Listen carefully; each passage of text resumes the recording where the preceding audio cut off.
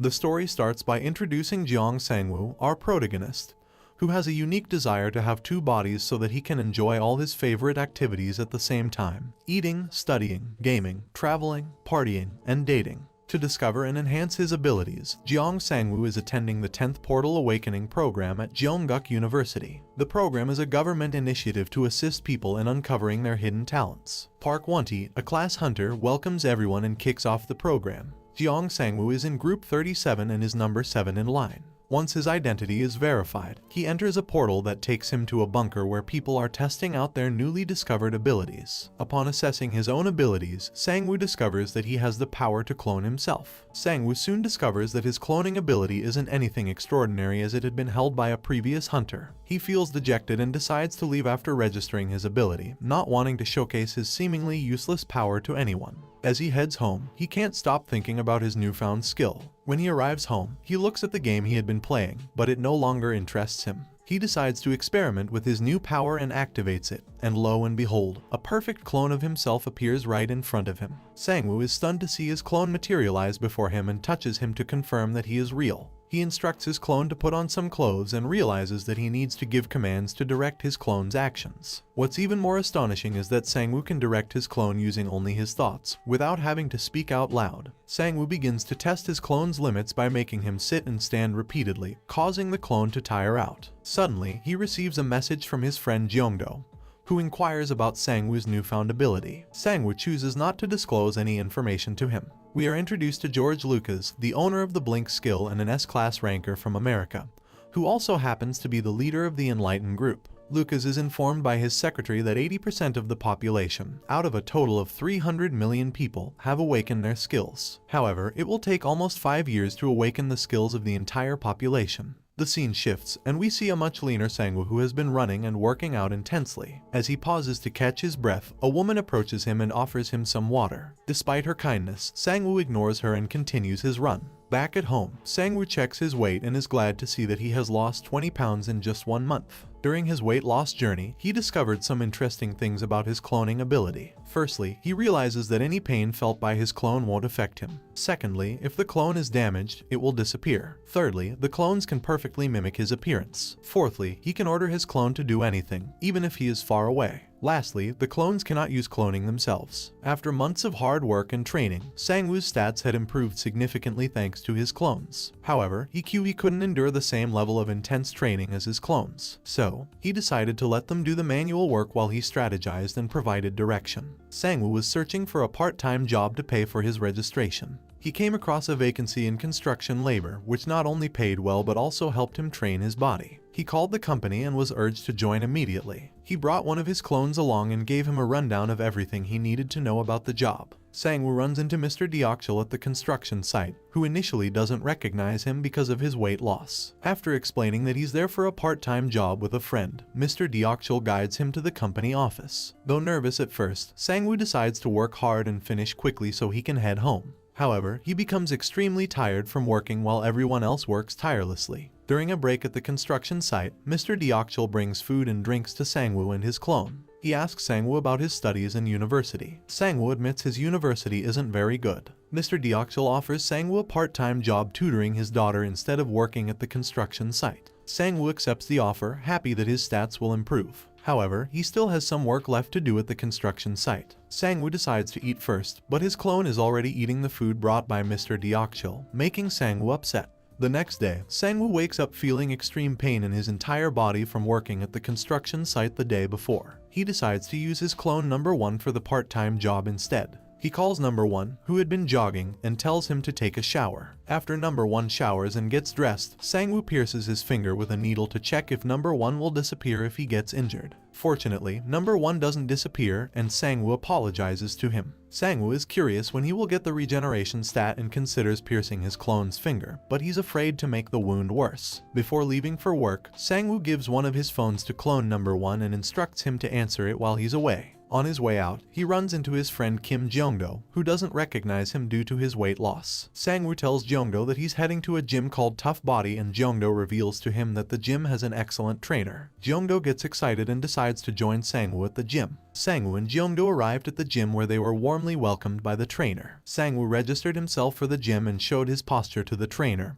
who praised him for it. However, Jongdo caught everyone's attention by lifting heavy weights, impressing the trainer with his strength. Sangwoo couldn't help but wonder if Jongdo's skill was only his strength, and thought about how powerful other skills would be if Jongdo's ordinary strength increasing skill was already that strong. Sangwoo receives a call from Mr. Deokchul asking him to come over and teach his daughter. As he makes his way to Mr. Deokchul's house, he feels relieved that his friend Jongdo didn't register at the gym, as he won't have to worry about sending his clone in his place. Upon arriving, Sangwoo hears some noise from inside the house and realizes that Mr. Deokchul and his daughter are arguing about him hiring a tutor. Just as Mr. Deokchul opens the door to leave for work, he spots Sangwoo outside. Mr. Deokchul invites Sangwoo inside his house, and upon seeing him, his wife comments on his weight loss. Sangwoo introduces himself to Haein, Mr. Deokchul's daughter. To their delight, Haein behaves politely and blushes in front of Sangwoo, unlike her usual rebellious behavior. After checking Haein's grades, Sangwoo was shocked to see how poorly she was doing in her studies. Haein felt embarrassed, but Sangwoo reassured her by revealing that he was not good at studying either. This made her feel better and happy to receive Sangwoo's help. Sangwoo returned home after teaching Haein and started searching online for telepathy skills, hoping to communicate with his clones without having to give them phones. Unfortunately, the skills were too expensive and beyond his budget. Sangwoo then began to contemplate becoming a hunter to earn more money. In the year 2000, a series of mysterious portals appeared all over the world, allowing all sorts of dangerous creatures to enter Earth. This catastrophic event, which came to be known as the Great Disaster, resulted in the deaths of nearly half of the human population. Just as it seemed like the world was about to end, humans with incredible superpowers started to emerge, and they were able to fight back against the monsters. These superpowered humans became known as hunters. Today, the remaining monsters are still being hunted down by hunters, who have become the protectors of humanity. Sangwoo goes to the Hunter Center to take the test that would earn him a nationally recognized license. To his surprise, there aren't many people there. But as he goes to the basement where the test would take place, he finds a large number of candidates. The proctor of the licensing test, Han Myunhwan, appears and explains the rules. He warns everyone against cheating, and the pressure is palpable. The test begins with Myunhwan in charge. The CEO of JM Agency, Kang Junmo, is on the phone with his boss, feeling anxious about the company's financial situation. He's worried about the money not coming in and the numerous places it needs to go to. As he checks the time, he realizes that the hunter test is about to end. Sangwoo successfully passes the hunter exam and is surprised at how easy it was for him. He begins to understand the government's need for people who are willing to risk their lives to help others. As Sangwoo steps out of the hunter exam center, he sees people handing out cards to new hunters. He recognizes them as guild members who are trying to recruit new members. Kang Junmo approaches him and offers him services, but Sangwoo's attention is quickly drawn to a pop-up that appears in front of him. He sees that his cloning skill has leveled up, and he quickly runs off without giving Kang Junmo a chance to finish his pitch. Sangwoo tells him that he'll contact him another time. As he arrives home, he creates another clone and names him Number 2. In the past, Kang Junmo had worked with Korea's number 1 Haesung Guild in their official building. However, his experience was far from good as he found out that the guild was corrupted to the core. Kang Junmo meets Sangwoo after he receives a call from him. Sangwoo expresses his desire to go to a safe hunting zone since he is a newbie and wants to survive. Kang Junmo asks about Sangwoo's skill and realizes that it won't be effective in a hunting ground. He hands Sangwoo a contract to sign and recommends 2 hunting spots, the slime hunting ground and the rabbit hunting ground. He advises Sangwoo to wear a mask and protective clothing as the slime releases poisonous gas upon death. The rabbits aren't dangerous but won't earn him much money. Sangwoo likes both locations and shocks Kang Junmo by creating a clone and signing both contracts, indicating that he will hunt in both places. Kang Junmo recalls a time when someone with a similar skill came to him, but it turned out everything he created was just an illusion. With Sangwoo, it was different. Kang Junmo was skeptical when Sangwoo claimed to have created a clone, but Sangwoo explained how his skill worked, impressing Kang Junmo with his potential. Sangwoo also asked about being able to enter different locations under the same identity, and Kang Junmo said he would talk to the Hunter Association about it. They agreed to meet in 2 days at the Hunter Center, where Kang Junmo would accompany Sangwoo to get his bracelet assessed. 2 days later, Sangwoo arrives at the Hunter Center to meet Kang Junmo. They go to the representative to inquire about getting duplicate access to hunting grounds. The representative hands Sangwoo the permit application and guides him to go to the civil service office and the equipment room to process the documents. Sangwoo also needs to take a permission test in the skill demonstration room. After finishing all the necessary tests, Sangwoo is finally granted permission to enter the hunting grounds with his clones. He meets up with Kang Junmo and tells him everything about the process. When asked if he plans to go hunting right away, Sangwoo confirms it since he has no other plans for the day. However, Shin Hyesung, the owner of Hyesung Guild, watches them from a distance without them noticing. Hyesung recognizes Kang Junmo and approaches him, causing a stir. He greets Kang Junmo and jokes about his formality. He then notices Sangwoo and asks Kang Junmo about him. Kang Junmo explains that Sangwoo is associated with his company. Hyesung then asks Sangwoo about his hunter rank, and when he learns that Sangwoo is F rank,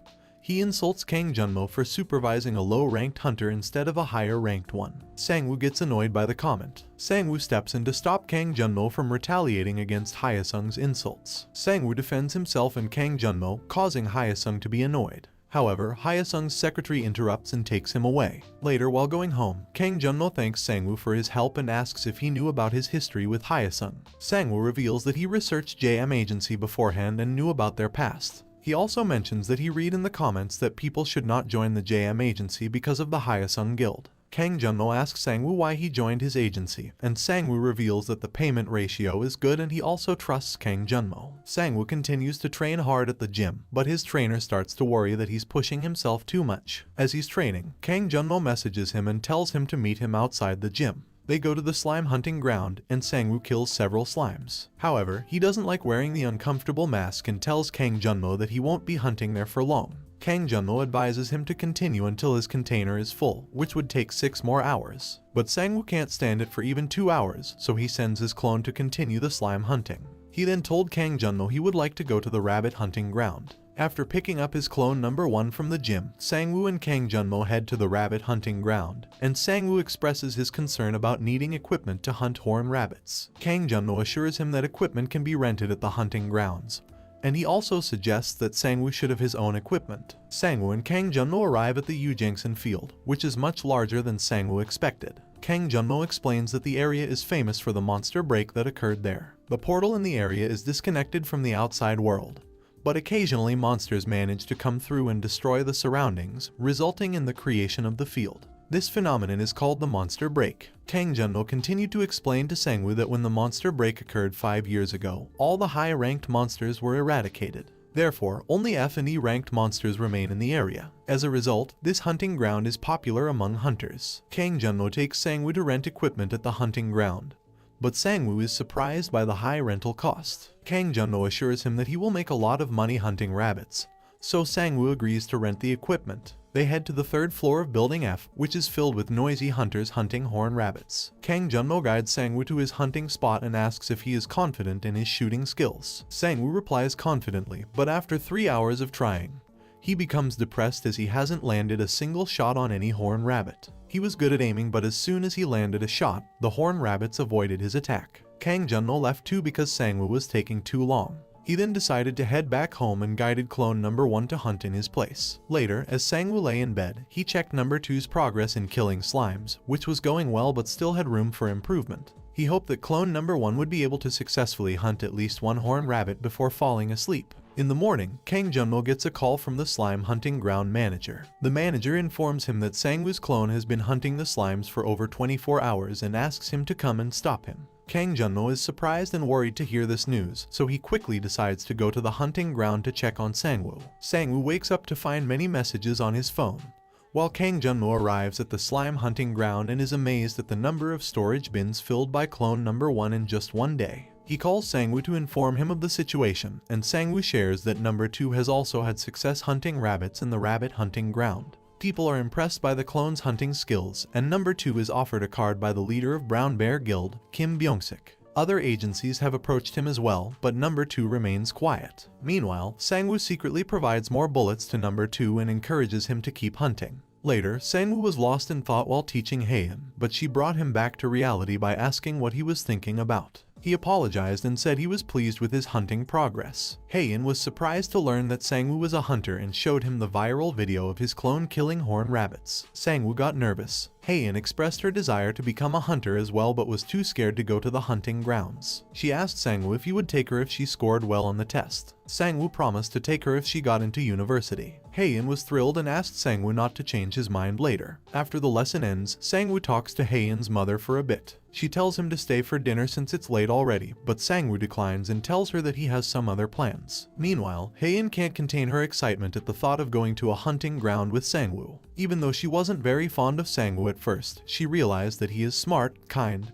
and handsome. Before she could get carried away with her thoughts, she decided to focus on studying. Sangwoo visits clone number 2 and meets Kang Junmo there. Kang Junmo tells Sangwoo that he had to call a large team of 352 people to collect the horned rabbits hunted by his clone. Sangwoo is surprised by the amount of settlement he received. Kang Junmo adjusted the settlement to 83% of what E-class hunters receive, as clone number 2's hunting skills seem to surpass F-class. Sangwoo is pleased to hear this news. While leaving with Kang Junmo and his clone, Sangwoo was confronted by a hunter who claimed that Sangwoo's clone had stolen his prey and demanded to be paid. Sangwoo ignored him, but the hunter tried to attack him. Fortunately, Sangwoo's clone took the hit for him and fell down. The hunter was surprised that his hit caused such a reaction. Sangwoo recorded the whole incident and threatened to upload it online, which forced the hunter to back down. After the argument with the hunter, Sangwoo and Kang Junmo had a conversation about the hunter's identity. Kang Junmo informed Sangwoo that the hunter belonged to the Hyesung Guild, which surprised Sangwoo. He asked Kang Junmo how he knew that the hunter was from the Hyesung Guild, to which Kang Junmo revealed that the hunter had been keeping an eye on Sangwoo since he arrived at the hunting ground to collect the horned rabbit corpses. Kang Junmo is concerned about the Hyesung Guild's behavior towards them. He thinks that they may mistake Sangwoo's clone for another member of their agency, which is disappointing since only F-class hunters like Sangwoo are associated with his agency. Kang Junmo was worried that the Hyesung Guild would continue to harass them. Sangwoo reassured him that he knew about everything but still joined the agency. He promised to take action against the bullies. Sangwoo then shared his plan with Kang Junmo to become stronger quickly. Kang Junmo asked him to meet at the hunter market the next day. The next day, Sangwoo and Kang Junmo visit the hunter market where Sangwoo tries on a titanium armor designed to protect him from E-class monsters and finds it suitable. He also selects a sharp dagger as his weapon of choice. After this, Sangwoo orders 2 more sets of the same armor for his clones. Sangwoo and Kang Junmo went to the hunter market to search for the familiar skill. They found the skill in a store, but it was very expensive, which made Sangwoo feel disappointed.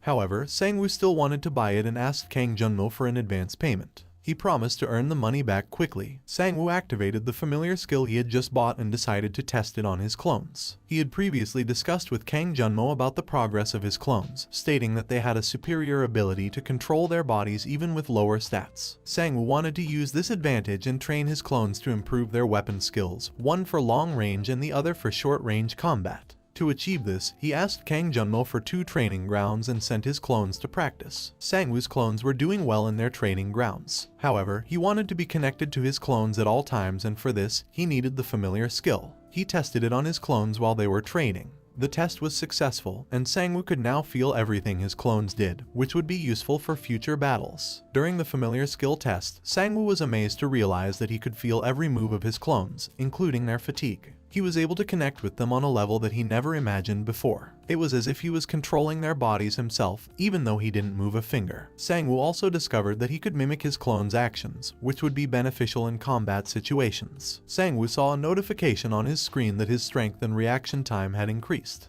He then used his familiar skill to connect with his clone number 1 and challenged the coach to a sparring match. Although the coach noticed that Sangwoo's clones lacked experience in attacking, he was impressed by their defense and Sangwoo's ability to quickly mimic his moves. Clone No. 1 dodged the coach's attack and surprisingly landed a hit on him. However, the coach retaliated by hitting number 1's wrist, causing him to pause. The coach asked if number 1 was going to continue. To everyone's surprise, number 1 kicked the coach and said he would continue. Sangwoo then moves on to check his second clone's progress. Clone number 2 gets in position to shoot the clay and is instantly able to hit it with ease. Sangwoo is impressed and tells himself to take in everything that his clones have learned. After a while, Sangwoo ran out of his mana and began to feel dizzy. Realizing that he needed to take a break from using his skill, he decided to go to the training grounds with his clones next time to continue his training. As he rested, he bumped into Heian, who was on her way home from the library. While they were talking, a group of guys had been watching Sangwoo from a distance. The hunter from the Hyosung Guild was on the phone discussing the argument he had with Sangwoo and Kang Junmo and how it was recorded. The person on the other end advised him to lay low for the time being. Meanwhile, Junseok approached the hunter and they talked about their situation. The hunter asked if Junseok had any part-time jobs since he was not allowed to hunt. Suddenly, the hunter noticed Sangwoo in the distance and pointed him out to Junseok. As Sangwoo and Heian are chatting, they're suddenly approached by Junseok and his gang, including the hunter from before. Sangwoo recognizes the hunter and demands to know what they want. Just as the hunter is about to explode, Junseok intervenes and asks if Sangwoo has a video of the assault on his clone. He tells Sangwoo to delete the video and they'll leave without causing any trouble. Sangwoo didn't trust Junseok and instructed Heian to wait for the right moment to escape. He then challenged the group of three. Junseok's men started attacking Sangwoo, but Heian interrupted by threatening to use her skill. When Junseok didn't back down, Heian attacked him, tearing his shirt. However, the attack didn't harm him. As Junseok was about to hit Heian, Sangwoo intervened and took the hit for her. Then, he landed a strong punch on Junseok. Sangwoo is able to defeat Junseok's minions easily. Junseok tries to attack Sangwoo again, but Sangwoo hits him back. He keeps punching him until Junseok becomes furious. Just as Junseok is about to deliver a brutal blow, one of his minions grabs Sangwoo's leg, causing him to take the hit instead. Sangwoo was struggling to breathe after taking a heavy blow from Junseok. But just when Junseok was about to attack again, he was hit from behind by Heian. Junseok's minions were about to retaliate when Sangwoo's clones intervened and saved Heian. Sangwoo regained his senses and started attacking Junseok. With the help of his clones, they were able to take down Junseok and his minions. Sangwoo's stats significantly increased after the fight and his clone skill leveled up temporarily. Sangwoo felt happy to see his progress, but he suddenly passed out. After waking up, Sangwoo asked Heian why she didn't run when he told her to. She believed that Sangwoo didn't actually want her to leave, which was true. Heian then revealed that she was surprised to find out that the viral hunter was actually Sangwoo's clone. Sangwoo asked her to keep it a secret and not tell anyone. Heian promised to keep quiet. They arrived outside Sangwoo's house after their conversation. Sangwoo expressed his gratitude to Heian for helping him defeat Junseok and his minions, acknowledging that he couldn't have done it without her. Heian agreed and jokingly asked for a promise that Sangwoo would buy her meat as a reward. After she left, Sangwoo noticed that his clones had been following him and instructed them to train in the park if the shooting ranges were closed. After a month has passed, Sangwoo receives a call from Kang Junmo who asks him about his progress. Sangwoo reports that he has been doing well and is now able to create a third clone. Kang Junmo is happy to hear this news. Sangwoo then surprises Kang Junmo by requesting access to 3 F-class hunting grounds for the following day. Despite his surprise, Kang Junmo agrees and asks Sangwoo when he would like to schedule them. Sangwoo tells him to schedule them for the afternoon. After sending his clones to the park to train, Sangwoo decides to improve his knowledge of hunting by watching hunting videos. He hopes to gain insights into different types of monsters and how to defeat them. By studying these videos, he plans to become a more skilled hunter and increase his chances of success in the F-class hunting grounds. Sangwoo's clones return from their training, and he starts planning how to use them and his new knowledge for hunting. He instructs the clones to prepare themselves once they finish eating. Later on, Sangwoo meets up with Kang Junmo to confirm if the training grounds are ready. Junmo assures him that he has scheduled 3 places that are not too far from each other. Sangwoo then hands over his clones to Junmo and asks him to take care of them. Junmo asks Sangwoo if he won't be joining them, to which Sangwoo reveals that he will be participating using his familiar skills and also needs to acquire his mana breathing technique. Kang Junmo then leaves with the clones, while Sangwoo focuses on his own preparations. Sangwoo meditated and gained his meditation skill while a higher-ranked monster sneaked into an F-ranked hunting ground.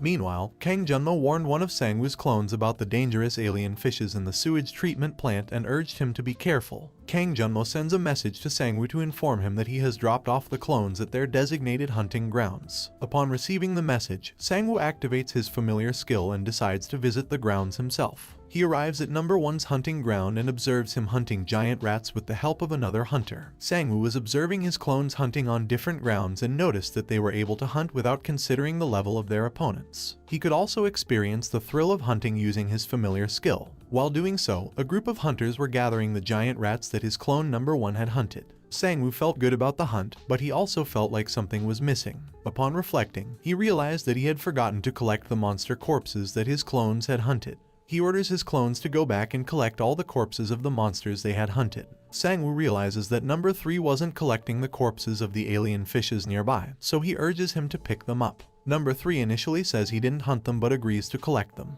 As he gets closer, he realizes that they are not alien fishes, but rather an arm of a man. He sensed something nearby and discovered an alien fish head that was placed as bait. Suddenly, the high-ranking monster appeared and chopped off Number 3's arm instantly, causing Sangwoo to feel the pain as well. He realized that the link was broken due to the pain. Sangwoo called Kang Junmo and informed him about the incident, instructing him to bring Number 1 and Number 2 back from the hunting grounds as he was leaving to meet them as well. Sangwoo arrived at the location and realized that he couldn't connect with Number 3. Kang Junmo had brought Number 1 and Number 2 with him, and Sangwoo explained the situation to Junmo. Kang Junmo suggested alerting the authorities and temporarily closing the hunting ground. The monster responsible for the attack was called Fishman and was a D-rank monster. However, Sangwoo insisted that they let his clones inside before sealing the hunting ground. He assured Junmo not to worry and trust him as much as he trusts his clones. Number 1 and Number 2 enter the hunting ground and Sangwoo activates his familiar skill. They head to the place where Number 3 disappeared and find the monster responsible, the Fishman.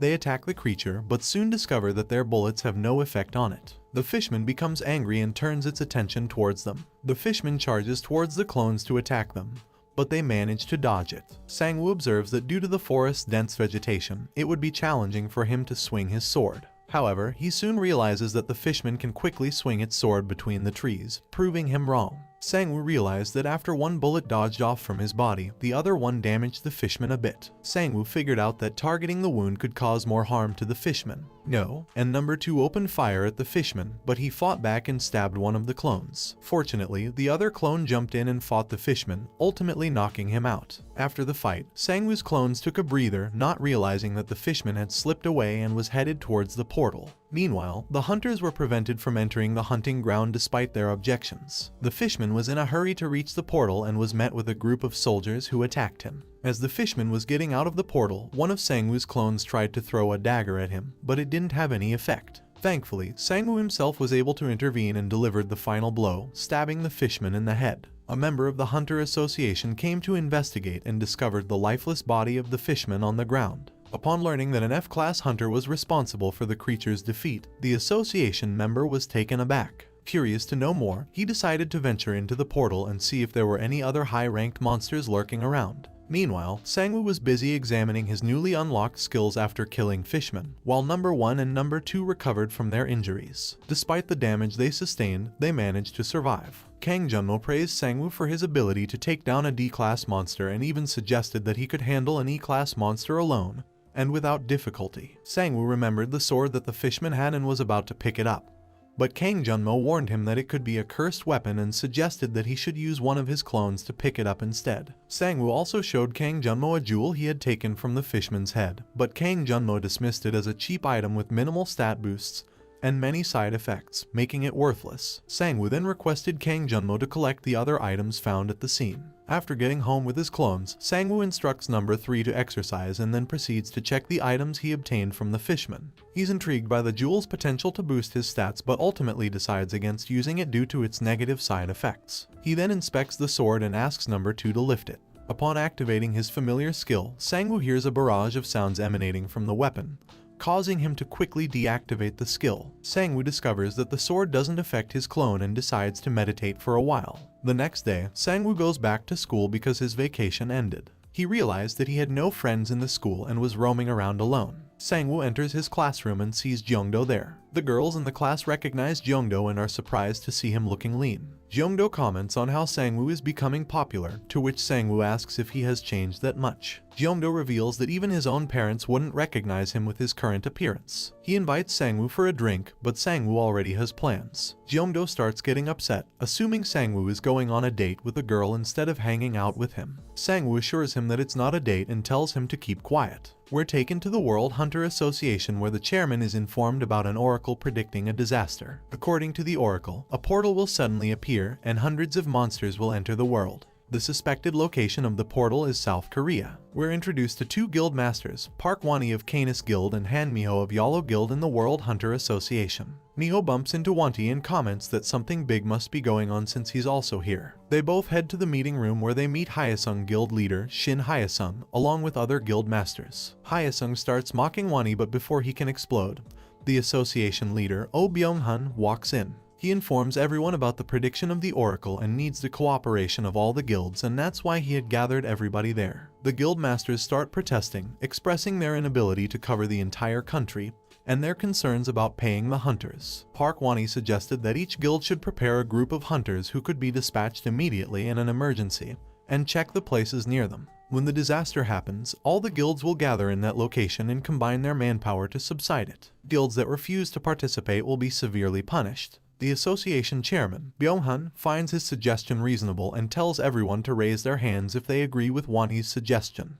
All of them raise their hands, and he orders everyone to follow Wani's suggestion. Sangwoo finishes school and sees Haein with another boy. He asks her what she's doing there, and she pretends that Sangwoo is her boyfriend to get the other boy to leave her alone. Later, Haein tells Sangwoo about the situation and asks him to forget what she said earlier. She also reveals that it's her school's anniversary and that's why she's wearing regular clothes instead of a uniform. She playfully teases him about staring at her too much. Just then, Sangwoo receives a message from Kang Junmo who informs him that his settlement has been deposited into his account. Sangwoo, who has earned a lot of money from killing the fishman, offers to buy expensive meat for Haein. Later, Sangwoo and Haein went to eat some Korean beef which Haein absolutely loved. As they were eating, everyone in the restaurant received a message informing them about the disaster alert that had been issued across the country. The message urged everyone to evacuate immediately and prepare necessary supplies such as emergency food. Jeongdo complains to his friends about Sangwoo ignoring them for a girl. Suddenly, one of his friends spots Sangwoo and Haein inside a restaurant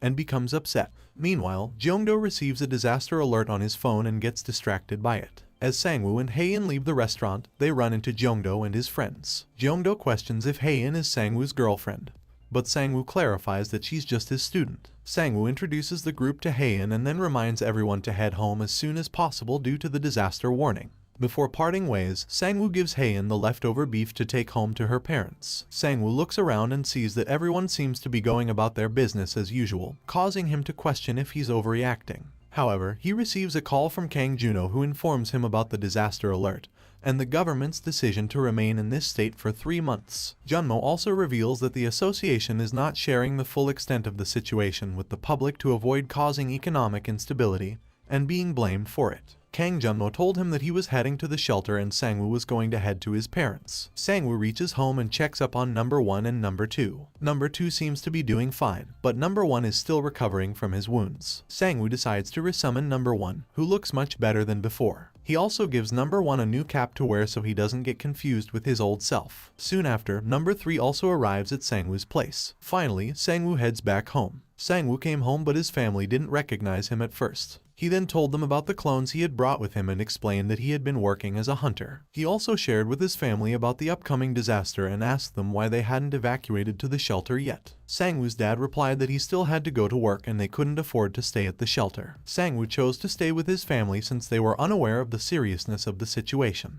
They all sat down to eat the food that Sangwoo had bought for them and were happy to have dinner together. Suddenly, there was a huge explosion and Sangwoo blacked out. When he opened his eyes again, he found himself face to face with a group of deadly monsters. The monsters had caused a lot of destruction in the city. When Sangwoo woke up, he found his family unconscious on the floor. Number 1 was missing, and number 3 had a badly injured arm. As his family regained consciousness, Sangwoo's dad was shocked to see their house destroyed. He explained to them about the portal that had been opened and the urgent need for them to leave immediately. Sangwoo quickly gave his family some equipment that his clones used to wear. Suddenly, a monster fell from the sky. The monsters who could not fly were falling and dying, fortunately. Sangwoo's dad tried to open the door, but he couldn't. In a decisive move, Sangwoo broke down the door and told everyone to follow him. As they made their way outside, they saw that the cars had been destroyed by a monster. The nearest shelter was almost 2 kilometers away, but it was still dangerous for Sangwoo and his family to walk around in the open since the monsters were still on the loose. In the midst of the chaos, Jiwoo had a suggestion. They could use the underground tunnels to reach the temporary underground shelter. As Sangwoo and his family were about to leave, they heard someone calling for help from under the rubble. It was a man who was about to be attacked by a monster. Sangwoo's father cautioned him to think rationally before taking any action, considering their own safety. However, Sangwoo was determined to help the man. He instructed number 3 to stay with the rest of the family, while number 2 would accompany him. Jiwoo started protesting, but he didn't listen to her. As a hunter, he felt it was his responsibility to help those in need. Sangwoo quickly attacked the monster that was about to kill the man under the rubble. He ordered number 2 to take the guy to a safe place and then provoked the monster to fight him. Number 2 quickly took the guy out of the rubble and set him free to escape. Sangwoo then ordered number 2 to take out his weapon and gave him a crystal to eat. After eating the crystal, number 2 turned into a monster, but he was still loyal to Sangwoo. In fact, number 2's stats had significantly increased, making him even more powerful in the fight against the monsters. As the monster was about to attack Sangwoo, number 2 swiftly cut off its arm with the sword he was equipped with. The monster became furious, but it was also slow. Sangwoo tried to hit its head, but the monster managed to dodge it. In retaliation, the monster threw Sangwoo into the distance. As he struggled to get back on his feet, Sangwoo realized that the monster had a strong regeneration ability. It had quickly regenerated the arm that number 2 had chopped off. Sangwoo quickly orders number 2 to bring the monster down, and number 2 lands a powerful hit on the monster's leg, forcing it to its knees. Sangwoo then takes advantage of the situation by shooting the monster in the eye, disturbing its vision. With the monster disoriented, Sangwoo sees an opportunity and lands a devastating hit on its face with a baseball bat. Finally, they are able to defeat the monster. Sangwoo recognizes that this monster was just as powerful as the fishman, even without a sword. He then tells number 2 that they should head inside as his sister would be worried sick by now. He also realizes that he has lost his phone and asks number 2 if he can borrow his phone. Sangwoo tries to lighten up the mood by cracking jokes, but when he looks around, he is instantly reminded of the dire situation they are in. We are introduced to the hunters of the Red Fire Guild, who have been actively fighting against the monsters. The hunters of the Scorpion Guild are not far behind, as they don't want to be left behind in the battle against the monsters. The guild masters have also arrived at the scene, overseeing the situation. Wani is updated that the Megalosaurus is moving away from its current location. He suggests that they should focus on evacuating civilians first and let the guilds handle the monster. However, he notices that some hunters are taking advantage of the situation and prioritizing making money over helping people. Wani heads towards the location where he sees Sangwoo and a bunch of other survivors surrounded by monsters. He realizes that they need more help, as only 2 people cannot handle all the monsters. Wani decides to go and assist them. Sangwoo had been facing a tough battle against the monsters surrounding him and the survivors. He was feeling drained and struggling to keep up. Suddenly, a bird-like monster started attacking the survivors, but number 2 sacrificed himself to protect them. As Sangwoo was about to get attacked by the monster, a massive tiger-like monster appeared and crushed it with its foot, killing it instantly. As the tiger monster targets Sangwoo, Wani steps in and effortlessly kills the monster. Meanwhile, Jiwoo wants to leave to help her brother, but no, 3 won't let her. She questions number 2 about prioritizing his original body, but number 2 explains that he will follow Sangwoo's orders and protect his family. Sangwoo's dad reassures his sister that Sangwoo will return safely, and they should stay put to avoid hindering the chaos. Just then, there's a loud banging on the door of the facility, with a person outside asking to be let in. Jiwoo initially thinks it might be Sangwoo, but her father quickly points out that the voice sounds different. As they check the security camera, they see that there's another person with the stranger outside. Despite her father's warnings, Jiwoo decides to open the door, only to find a monster holding the other person hostage. The monster kills the man as soon as the door is opened, leaving Jiwoo in shock. Everyone in the underground facility starts to panic and run after seeing the monster. Jiwoo is frozen in shock and unable to move. Number 3 tries to attack the monster, but his dagger breaks. The monster then stabs through the clone, and Jiwoo is accidentally caught in the attack, leaving her parents in shock. Number 3 activates the emergency protocol, taking the monster outside with him while the door behind him closes. Meanwhile, Wani introduces himself to Sangwoo, who was surprised by his immense strength. Sangwoo thanks Wani for saving him, and Wani praises Sangwoo for his bravery in protecting the survivors. Wani asks Sangwoo about his skill, but before he can answer, Sangwoo loses connection with number 3. He apologizes to Wani and rushes off to save his family. As Sangwoo rushes to save his family, his sprint skill is activated, helping him move faster. Meanwhile, the other guilds continue to fight against the monsters. Shin Hyasun arrives on the scene with the intention of destroying a monster that could earn him a significant amount of money. Meanwhile, Jiwoo is fading away, and the monster that number 3 took away earlier has returned and broken into the facility. Despite her parents' urging, Jiwoo insists on staying put, and they decide to stay with her. Suddenly, Sangwoo appears, visibly furious, and spots his injured sister on the floor. He becomes enraged and attacks the monster. Sangwoo fights the monster with all his might, causing significant damage, but his wounds are also taking a toll on him. Just as he is about to launch another attack, a woman from Wani's guild stops him. Wani joins the fight and attacks the monster as well. However, Sangwoo's injuries are severe, and the woman heals him and advises him to stay still and quiet to prevent his wounds from opening up. Despite this, Sangwoo keeps pleading with them to save his sister. Wani assured Sangwoo that both he and his sister would survive, and advised him to rest for a while since the chaos would be over soon. Meanwhile, Byung-hun felt distressed as the situation outside was getting out of control. He got a flashback when he ran into Shin Hye-sung after his meeting with the guild leaders. Shin Hye-sung apparently had a suggestion for Byung-hun. Shin Hye-sung suggested to Byung-hun that he shouldn't put the country under lockdown for 3 months, as people would eventually blame the association for their loss. Instead, he advised Byung-hun to hide the fact that a class monsters would be invading the country so that people would blame themselves for not evacuating. When Byung-hun protested, saying that a lot of people would die, Shin Hye-sung explained that he wanted more people to die, as the more people died, the more hunters would be needed. Hye-sung's threat caused the association to issue only a light warning about the potential monster invasion, which led to the chaos outside. The scene shifts to Sangwoo making one of his clones do push-ups while he lounges on top of him and eats chips. He feels grateful for the money he can earn by hunting with his clones. Sangwoo receives a message from Kang Junmo and meets him outside his house. Kang Junmo asks him about his clones and suggests he exercises to get stronger. The atmosphere suddenly becomes grim and Kang Junmo acts weird. Sangwoo's wound opens up and he sees his family with the same dead look as Kang Junmo. It was all a dream and he wakes up in a hospital. He finds Wani standing in his room who told him to not move around much. Sangwoo recognized Wani who had been waiting for him to wake up. He's feeling grateful to see Wanti, who saved his life once again. However, Wani hinted that he had something important to talk about but it wasn't the right time yet. Suddenly, Sangwoo's parents came in to visit him, and the doctor informed them that the surgery went well and Sangwoo would recover within a month. Sangwoo then asked how long it has been since the portal opened, and the doctor answered that it had only been 4 days. Most of the high-rank monsters had been defeated, but there were still some low-ranked monsters remaining. Sangwoo had no memory of what happened before he passed out, but suddenly he remembered Jiwoo. When he asked about her, everyone in the room became quiet and looked sad, but nobody answered his question. It turns out that Jiwoo had contracted the mana virus, which consumes and breaks down the mana of its host. Usually, this virus isn't a big issue, but in rare cases, it can consume so much mana that the host can't survive. Sangwoo inquired about a cure, but the doctor informed him that there is no known cure for the virus. The only option is to continually provide mana to keep Jiwoo alive. However, with the aid of an S-class healer or rare, expensive items from the other side of the portal, a cure may be possible. Sangwoo feels extremely guilty for not prioritizing his family before. Later, Haein visits Sangwoo and tells him that her family is safe despite the damage to their house. She brings him vitamins and advises him to take care of himself. Sangwoo then informs her that he has decided to quit school. After healing for 2 weeks in the hospital, Sangwoo was ready to start anew. He dressed up in a suit and set out to meet Wanti. Sangwoo did some research and found Wani's office building.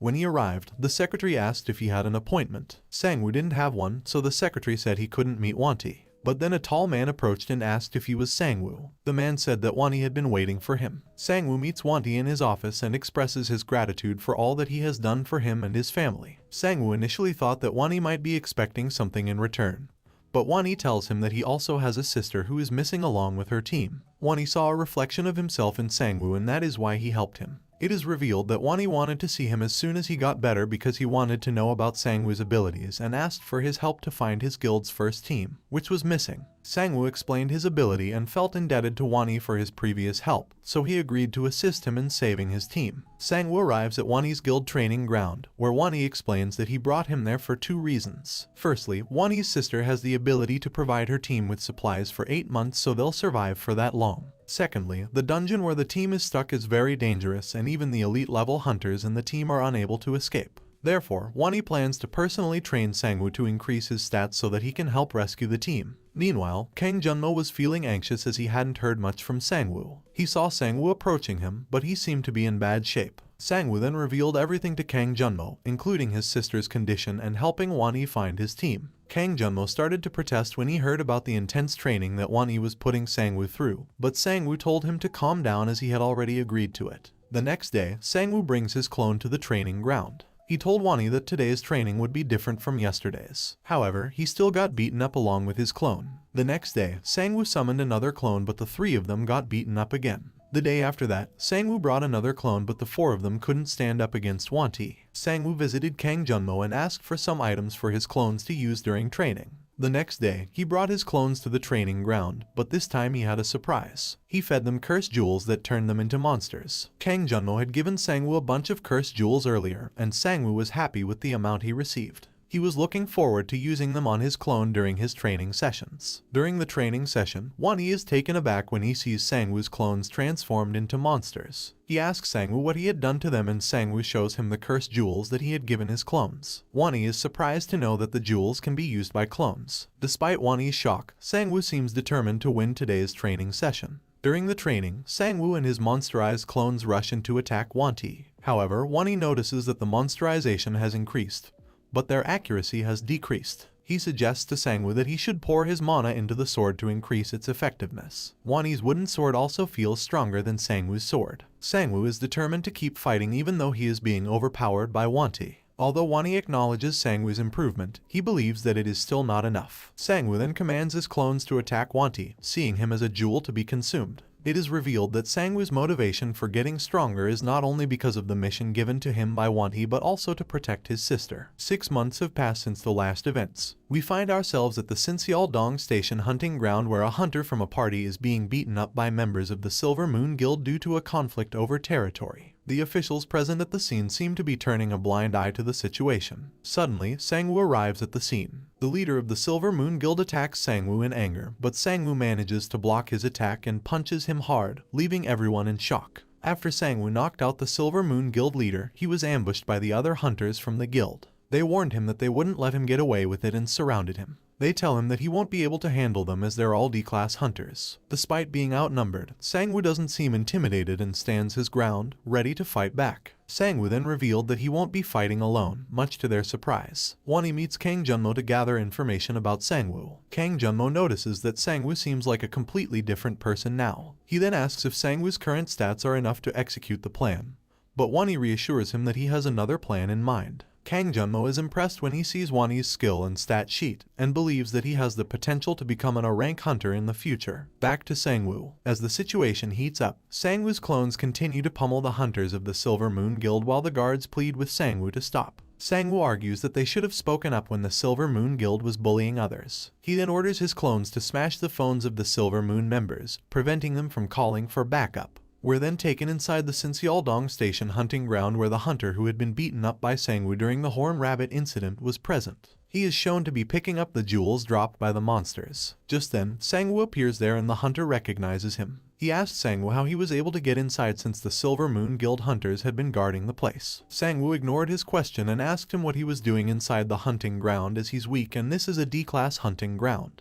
He realizes that the hunter was not there to hunt. He assured him that should not worry about the Silver Moon Guild hunters as he beat them up and should tell him what exactly happened. Sangwoo learns from the hunter that the D-class hunters trapped the low-class hunters inside the hunting ground and forced them to collect jewels dropped off by monsters until they meet their quota. The low-class hunters are either in debt or sold off to the guilds by someone. This information disturbs Sangwoo. He then tells the hunter to go but leaves the jewels with him. After the hunter leaves, Sangwoo instructs number 1 to eat all the jewels. Soon after, we're introduced to a hunter named Kim Ah-hyun from the Silver Moon Guild. She's being chased by a C-class monster and complains about not being informed about its presence. As Ah-hyun is running away from the monster, she accidentally trips and the monster catches up to him. Luckily, she's saved by Sangwoo. He then asked Ah-hyun about the jewels she had been collecting. Ah-hyun told him that he had abandoned doing that a while ago. He kept talking to Ah-hyun who was being overwhelmed by the monster who was about to attack them. However, one of Sangwoo's clones attacked the monster. Ah-hyun was distracted by him but Sangwoo turned her attention towards him. Sangwoo stops Ah-hyun from running away and assures her that his clones are taking care of the monsters. However, one of the clones is defeated, and Sangwoo asks Ah-hyun to wait for a moment while he takes care of the situation. He manages to defeat the monster with the help of his clones and cuts it in half. Ah-hyun expresses her admiration for Sangwoo's strength, while Sangwoo expresses surprise that Ah-hyun didn't run away. Ah-hyun explains that she didn't run away because Sangwoo had told him not to. Sangwoo checks on number 1, who is injured and hasn't healed yet. Ah-hyun suggests that they find a healer for number 1 and gives Sangwoo medicine to keep number 1 alive for a while. After Sangwoo gives the medicine to number 1 and his wounds heal instantly.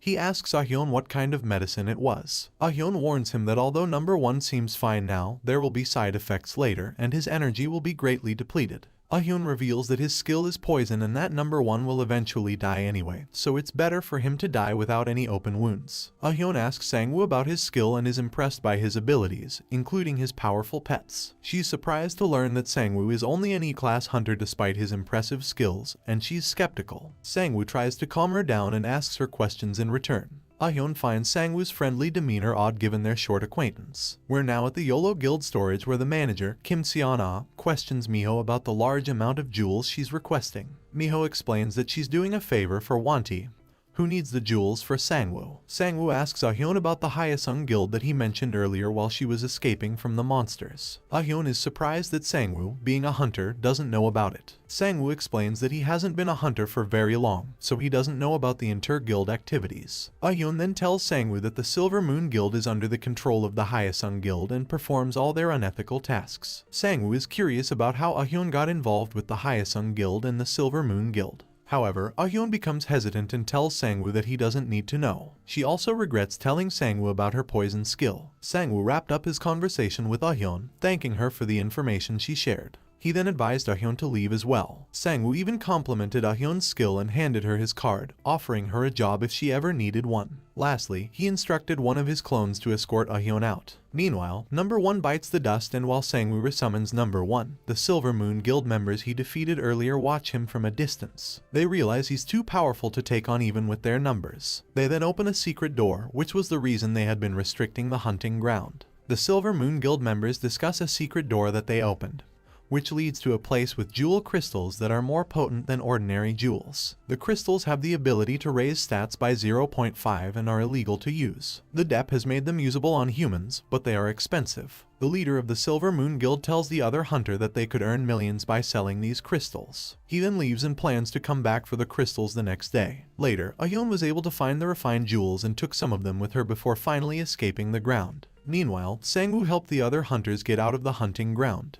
He's happy to be able to get his hands on so many jewels. Just then, he gets a message from Kang Junmo, who told him to meet Wani tomorrow as he's going to be explaining the mission to him. The next day, the Silver Moon Guild members discovered that the refined crystals were missing from the secret room. Their leader became angry and started torturing the guards, blaming them for not doing their job properly. He suspected that Sang-woo and his clones were responsible for stealing the crystals. Ah-hyun carefully inspects the refined jewels she took from the hunting ground and realizes their value. However, she knows that if the Silver Moon Guild finds out, they will suspect her of stealing them. She decides to hide them in a safe place and keep them a secret. Meanwhile, Wani tells Sang-woo that his team is trapped in the unexplored S-class dungeon, the Tower of Odin, and they need his help to get out. He explains that the dungeon has a unique structure with an entrance but no exit, and many people have not returned from it. The only way to contact his team is through telepathy, and the only way to escape the dungeon is through teleportation, which is where Sang-woo's skill comes in. Sang-woo asked Wani if there was no way for his team to escape the dungeon with their own strength. Wani seemed sad and started to explain what happened inside the dungeon. He revealed that when he was 16 years old, his sister Yuna awakened her ability, which was similar to subspace storage. Wani tells Sang-woo about his sister Yuna's skill that helped them survive dangerous situations. Years later, Yuna's team wanted to enter the Tower of Odin, and despite Wani's objections, they convinced him to let them go. Now, Wani regrets his decision as the team is trapped in the dungeon with no way out except for teleportation. Wani explained to Sang-woo and Kang Junmo that he had been using a teleportation scroll to contact the team in the Tower of Odin every week. Initially, everything seemed fine. However, after a month, the team was ambushed by unknown monsters, and most members sustained severe injuries. Although they used the teleportation scroll, only one member managed to escape, and he was on the brink of death. After Soon-T emerged from the teleportation portal, it was clear that he was severely injured. Wani quickly called for medical assistance, but to his dismay, the portal vanished. One of Wani's guild members instructed the person connected to the team in the dungeon to convey the message that a rescue team would be dispatched promptly,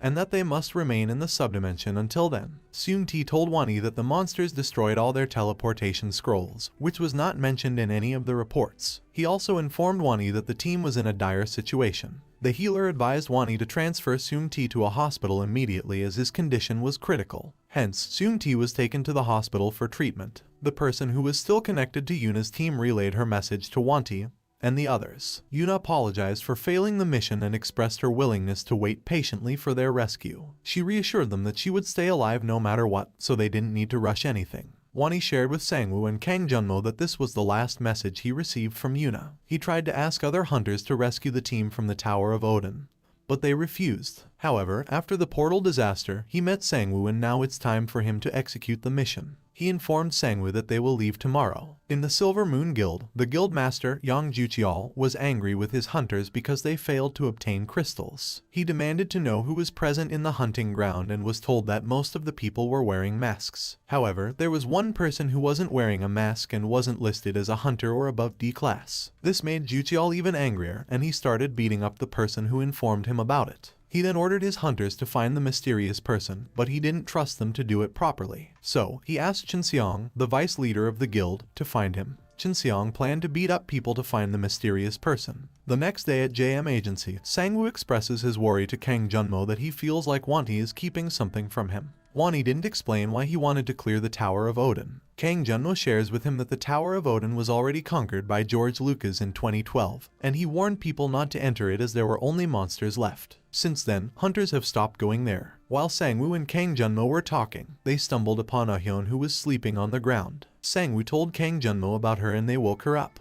As Ahyun's stomach growled, Kang Junmo took her to eat and they started talking about her skill. Sangwoo revealed the true nature of her skill, which made Ahyun angry and defensive. Before Sangwoo leaves for his mission, Yoo Hyun offers him 2 potions to help him. One is for strength and the other is for mana. However, she also warns him about their deadly side effects. Despite this, Sangwoo decides to take them with him, hoping that they will come in handy during the mission. Kim Seona arrives at the location where she was supposed to move the jewels but finds the guards dead on the ground. She enters the storage room and is attacked by Chen Xiang. It turns out that the Silver Moon Guild members were there to steal the jewels and they set the storage room on fire after taking them. Sangwoo and his clones arrive in Iceland and head to the Valhalla portal that connects to Odin's tower. He's shocked to see that the entrance of the tower appears to be a bottomless cliff with deep space on the other side.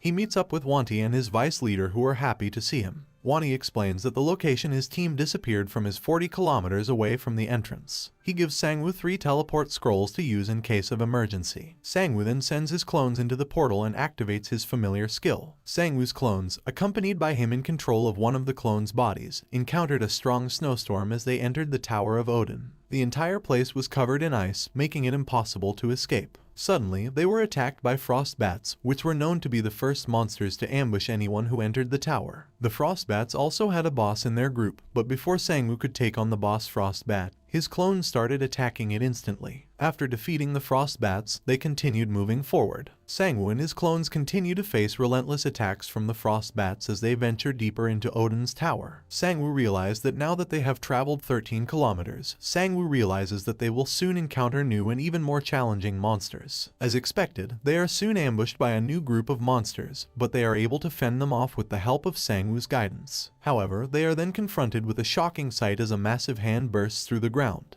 Meanwhile, the vice leader of Wani's team starts worrying about Sangwoo's ability to complete the mission. She knows that her own team was strong, but they couldn't do well inside the guild. However, Wani assures her that she should trust Sangwoo. He's impressed with Sangwoo's growth rate and thinks that his skills are already on par with B-class hunters. He's also confident that Sangwoo's clones are getting stronger with him. Wani is disappointed that the jewels from the Yolo Guild storage room got stolen. He had planned to give them to Sangwoo so that he could grow even stronger before leaving for the mission. Inside the Tower of Odin, Sangwoo faces the formidable ice golem that emerges from the ground. Sangwoo strikes him with his sword, but it has no effect on the creature, which feeds on other monsters. Sangwoo then searches for the ice golem's core, which is the only way to defeat him. He finds the core and warns his clones to stay out of his attack range. The ice golem grabs one of his clones, who had a teleportation scroll, and is about to eat him when Sangwoo intervenes. He throws something into the ice golem's mouth, causing it to explode suddenly. After Sangwoo destroyed the core of the ice golem, he managed to kill it and increase his stats. He even leveled up as a result. He decides to not summon another clone for now and continues moving forward. We're then taken to George Lucas, who is informed about the people who wanted to meet him for the month, but he gets annoyed upon finding out that none of them were from South Korean guilds. As a result, he rejects all the requests. Junseok and a hunter are talking about the hunter being caught by the Silver Moon Guild. Junseok is impressed with the hunter for coming back alive. The hunter tells him that he got some help but leaves out the details. Just then, Junseong arrives and asks the hunter about the mysterious guy inside the hunting ground. Junseok protests and gets beaten by Junseong. The hunter offers to go with Junseong to find the guy, but Junseong beats up Junseok anyway. The The hunter finally admits that he knows the guy, and Chinseong gets excited. Meanwhile, Sangwoo and his clones continue their journey, with Sangwoo cautioning his clones to be alert and take things slowly. As they travel, they come across more dead bodies, which piques Sangwoo's curiosity. He asks one of his clones where they are and is informed that they are near their destination. Sangwoo tells his clones to look for signs of battle by the assault team, as they may be hiding in the subdimension near where the battle took place. Suddenly, one of his clones stabs something near Sangwoo. Sangwoo is taken aback as more monsters start to materialize in front of him, appearing out of thin air. He wonders if this is due to some kind of invisibility skill, but the sudden appearance of so many monsters is strange. Sangwoo realizes that the reason for all the dead bodies was due to the presence of the monsters. He assumes that the assault team was unable to make it to the entrance because of them. Sangwoo and his clones begin to attack the monsters, with Sangwoo instructing them to push to the side.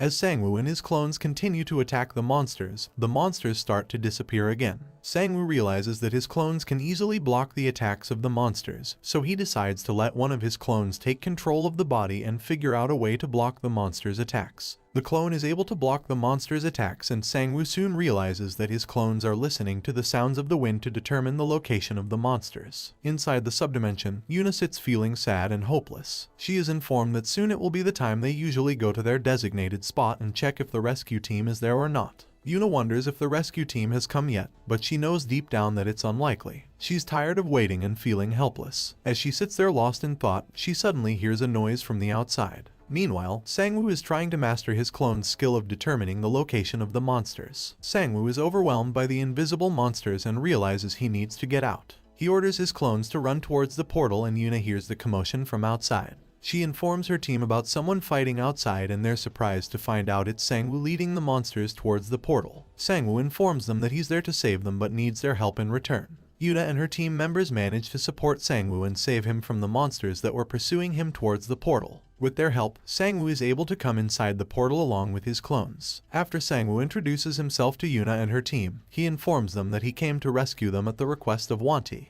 The team asks about Seung-Ti, and Sangwoo informs them that he's alive but still unconscious. Sangwoo urges the team to hurry to the entrance of the tower, as Wanti has been waiting for them impatiently. He also informs everybody that he has the teleport scrolls as well. Yuna looked sad. Sangwoo learns that Yuna wants him to find her dead teammate and not leave her behind. Yuna explains that her teammate was the first one to get attacked by a monster, and that's how they found out about the monster's existence. Yuna opened the portal and told everyone to retreat. Sangwoo agrees to help and asks for more details about the attack. Yuna explained to Sangwoo that despite her desire to fight back, she had to retreat because if something happened to her, her teammates would have nowhere to hide. They used a telepathy scroll to report to Wanti, but in the chaos, a monster slipped in and attacked Seung-Ti, causing them to lose their extra scrolls. Sangwoo asked Yuna about the location of their dead member, and upon finding out that it was quite far from them, he agreed to retrieve the body on one condition. He made it clear that if he saw any of his members in danger, he would make everyone fall back. Yuna was surprised to learn that the people with Sangwoo were actually his clones. Kang Junmo is being tortured by Chinseong to reveal the name of the mysterious guy.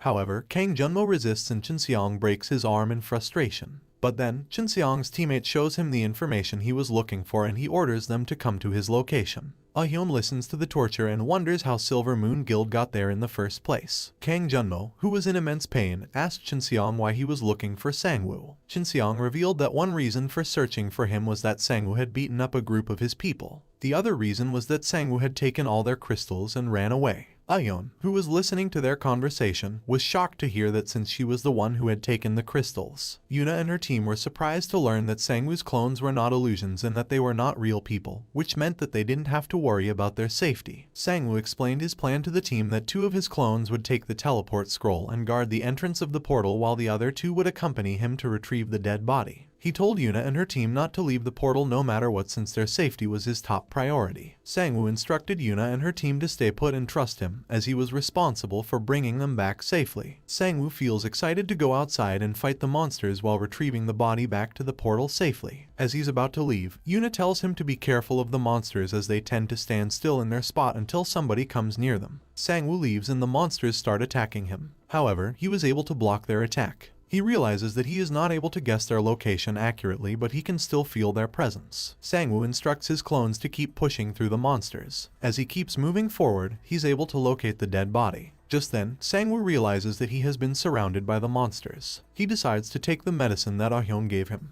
He activates the magic bullets and pushes through the monsters, making his way clear to the dead body. He instructs one of his clones to retrieve the body. He feels the mana flowing through their body and attracts the monsters towards him. All the monsters rush in to attack him and he orders his clones to run away. The clones are able to get back inside the portal with the body. Yuna believes that they shouldn't be using the teleportation scroll just yet since one of the clones is still outside. She is informed that they should leave as he's just a clone. She's then taken inside the teleportation scroll while Sangwoo's clone that was surrounded by the monsters blew up. After killing the monsters, Sangwoo's stats increase significantly. Seung-T shows a sign of improvement as he moves his finger for the first time in months. On the other hand, Yuna and her teammates exit the portal and come face to face with Wanti. Wanti becomes emotional upon seeing Yuna in person. Sangwoo also deactivates his familiar skill and comes back into his own body. He doesn't feel good blowing himself up like that. Wanti hugs his sister and tells her it's all okay now. Yuna starts crying because she feels that she's responsible for the death of one of her teammates. She explained how she thought nobody was coming to rescue them and how she was extremely scared. On the other hand, Seung-T is fully awake now and is ready to go home. While Sangwoo was checking his stats, Wanti and Yuna bowed before him to show their gratitude towards him. Sangwoo gets embarrassed and tells them to raise their heads. Wanti told Sangwoo that their partnership isn't over yet. If he ever finds himself in trouble, he can contact Wanti right away. Sangwoo then gave the extra teleportation scroll that was not used during the mission to Wanti, who was not taking it initially. Yuna explained how she thought Sangwoo was lying to her about his clones just to calm her down. Wanti told her that he didn't believe him at first either. He wonders how strong he will get in the future. When Sangwoo gets outside, he checks his phone that was flooded with Ahyeon messages, informing him that Kang Junmo had been taken away by the members of the Silver Moon Guild. She informs him about their location as she had been following them. He informed Wanti about the situation and Wanti gave him the teleportation scroll to go where Kang Junmo was. Sangwoo hesitates to use the scroll at first, but Wanti told him that he will support him no matter what. Meanwhile, Ahyeon had been spotted by one of the members of the Silver Moon Guild who starts questioning her about her identity. Just then, Sangwoo comes out of the portal, ready to attack the guy. And that's how the first part of this manhwa ends. Well guys, if you like this video and you want a second part, comment below with the word part 2. Also subscribe to the channel. Hit the bell and like the video. But most important, leave a comment. Until the next video.